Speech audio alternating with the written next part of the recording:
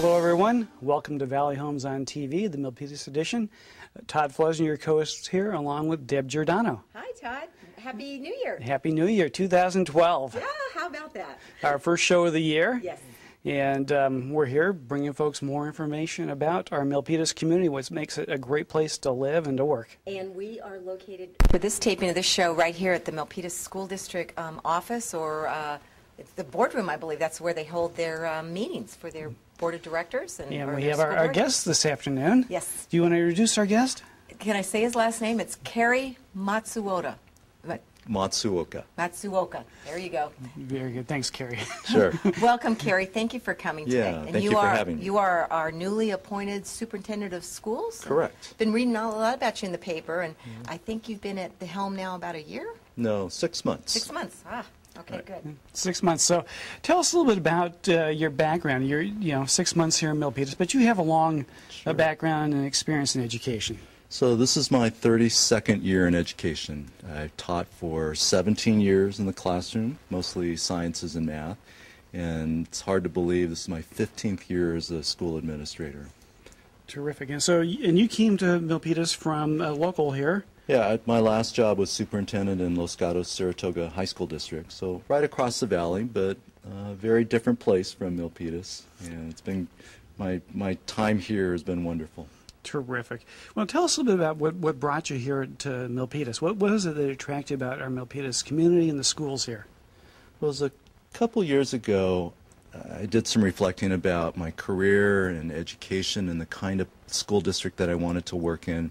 I wanted to find a place that had diversity, challenges with poverty, English language learners, immigrants, and I didn't know that I would find it right across the valley. Milpitas has been almost a perfect fit of what I was looking for. It has so many challenges and so much richness in its diversity. It's been wonderful. Well, Kerry, let me ask you, how did you get into the education field to begin with? I actually did not intend to spend my whole life career in education. My original career goal was to go into pastoral ministry. And so that decision was made towards the end of college, and I thought, I need some life experience before I go off to try to be a pastor.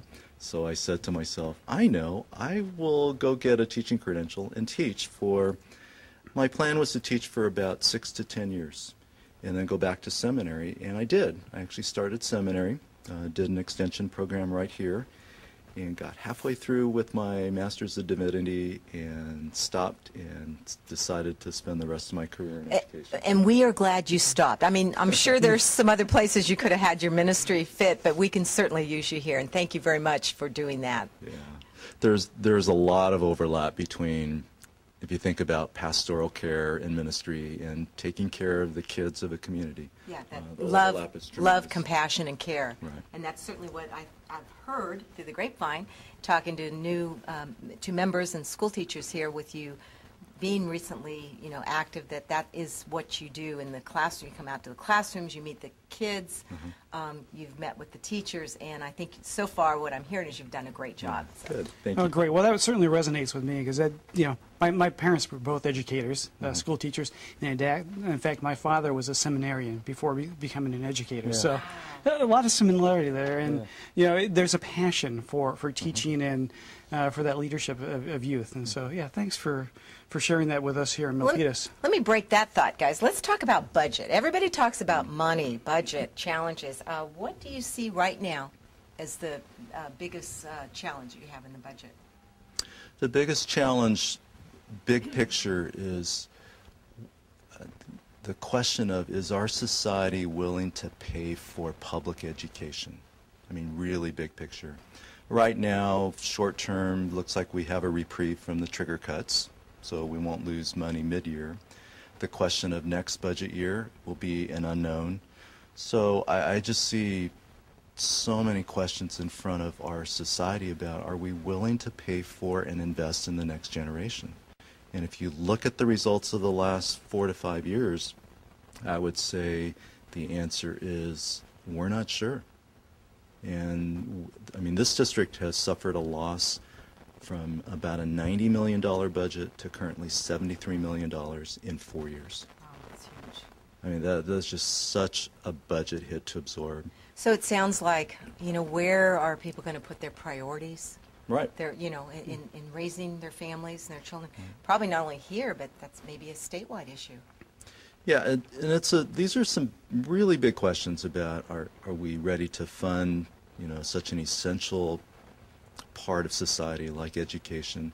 And I understand people's frustrations with public education. I mean, we need to innovate, we need to respond better to the challenges of what our kids face, but it takes money to build a school system and to teach kids.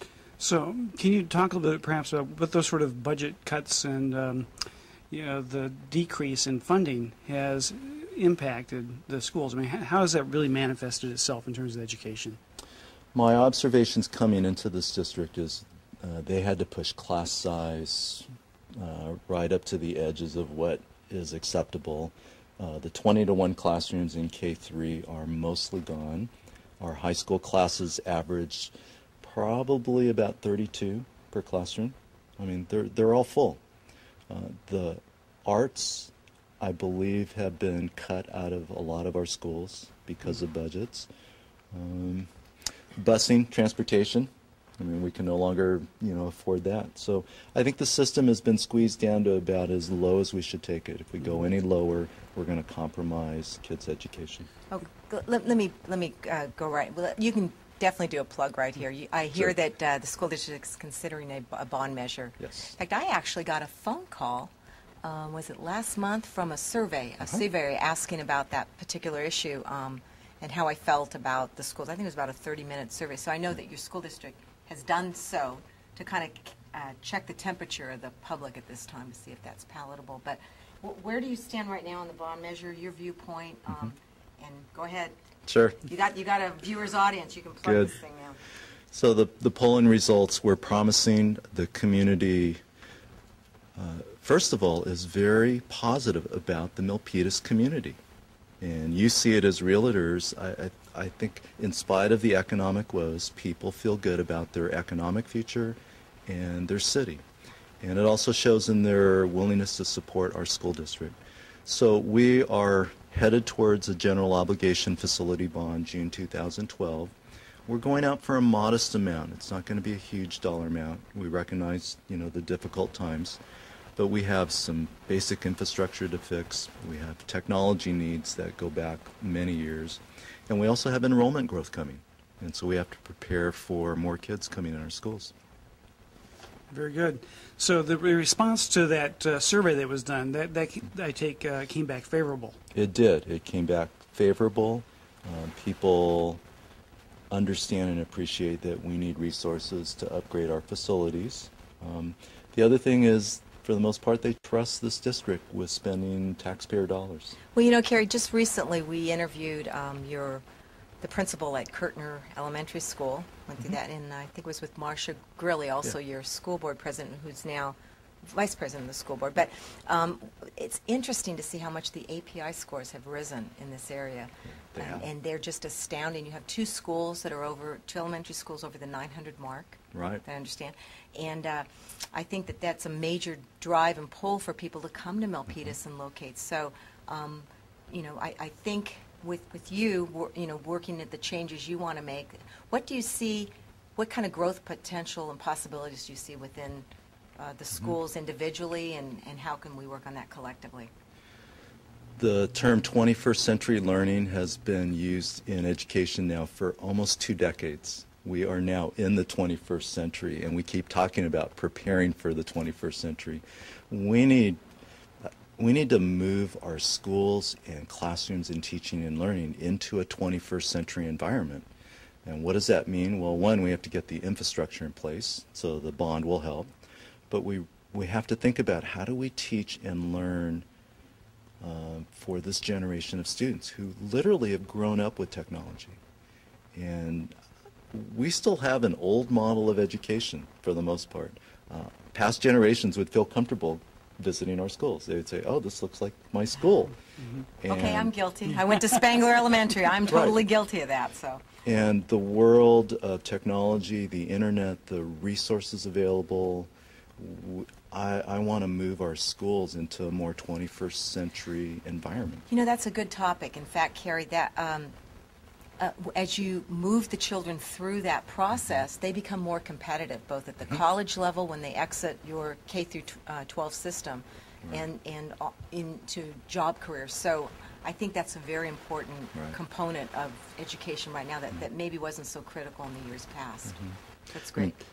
Today, if you're competing in Silicon Valley as a worker or as an engineer, you have to be able to collaborate, you have to be able to communicate, you have to be able to do work almost across time zones, video conferencing. Colleges are pushing into distance learning fast, and one of my visions for by the time a kid graduates from Milpitas High is that they have taken at least one course that's through distance learning, because that's the world that they're entering. Good. Well, you talked about some infrastructure needs as well in terms of growth in Milpitas, in particular our population. You think about Midtown, and there's been a lot of development there in the last several years with housing, and more probably on the way with the Midtown specific plan.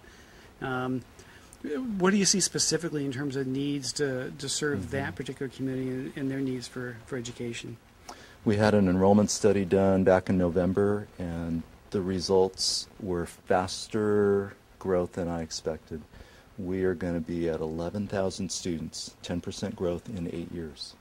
And so we do need to build a new school somewhere in South Milpitas, and we're collaboratively working with the city. We have those plans in place.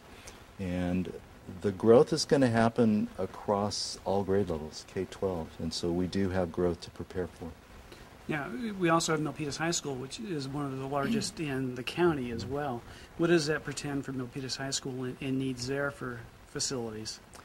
We'll be okay for a few years, but we need to have a community discussion about the size of Milpitas High and should we open another high school in the community.